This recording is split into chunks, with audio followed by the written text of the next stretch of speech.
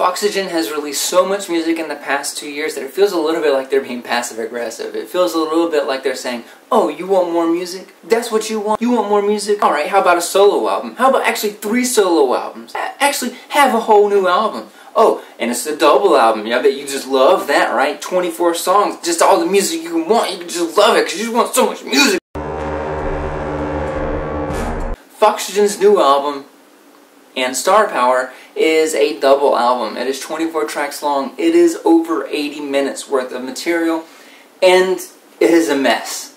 But if you are familiar with Foxygen, you know that the word mess isn't necessarily a bad thing. If you look at their first release, Take the Kids Off Broadway, that was a mess. It was only a few tracks, but each of those tracks was stuffed to the brim with a lot of ideas, generally pulled from, you know, a lot of influences from the 60s.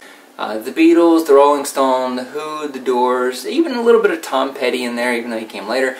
But it was like this melting pot of good ideas. Then their follow-up album, We Are the 21st Century Ambassadors for blah blah blah blah blah, was similarly messy, but it was streamlined. And I think this is partly because of the producer, Richard Swift, who came in there and kind of, I guess, was able to rein in some of Foxygen's stranger tendencies to make a solid album that I think fans and critics both adored. Now We Are to and Star Power, I'm just going to call it Foxygen and Star Power.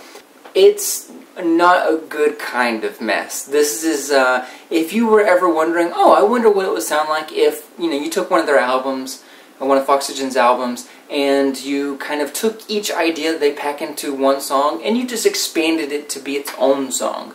That's a little bit of what's going on in Foxygen and Star Power. It's ridiculous. This thing is way too long, it's way too messy, it's way too noisy. There's just too much going on in this. The album is constructed, the album is categorized into different sections, so we're going to talk about each of those sections very briefly. The first section is called The Hits. So The Hits is appropriately titled because each of these 5 songs are pretty standard.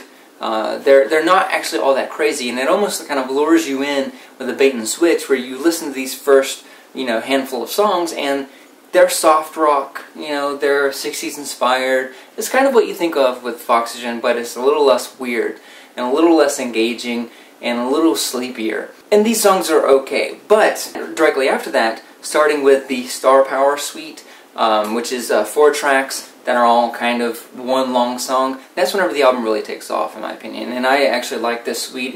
Again, it's very messy, but it has a lot of really good ideas that are packed in there, and it's really the first time on this album that we start seeing Foxygen that we know and love.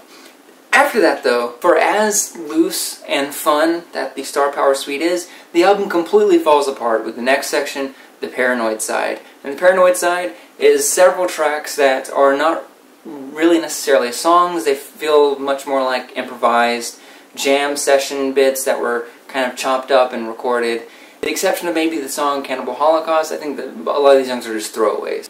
If they were boiled down into a few seconds and then stuck in other songs, like Foxygen does, then it would be interesting. But for the most part, these songs are almost unbearable. Like, I had such a hard time listening to Foxygen and Star Power all the way from beginning to end because this section is just so tedious that it's hard to endure through it.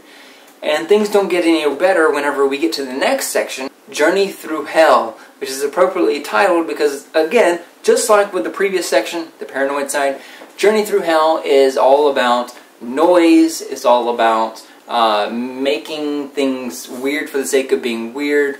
Let's just improvise and see what comes out of it. These songs are completely forgettable. As soon as they're over, I can't even describe to you what they sound like. They're very fleeting, and honestly just feels like filler. Foxygen and Star Power almost saves itself with the last 2 tracks. They stuff these songs with idiosyncratic movements, with strange little ideas that are just kind of there.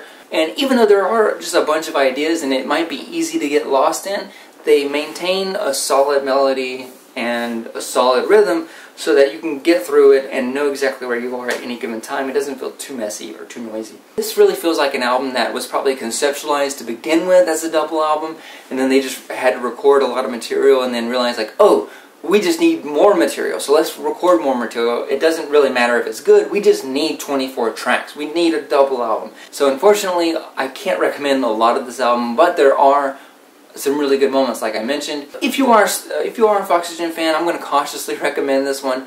Overall, this is like a 6.0 out of 10. I admire the ambition, I admire the audacity, but that isn't all that you need to make a good record.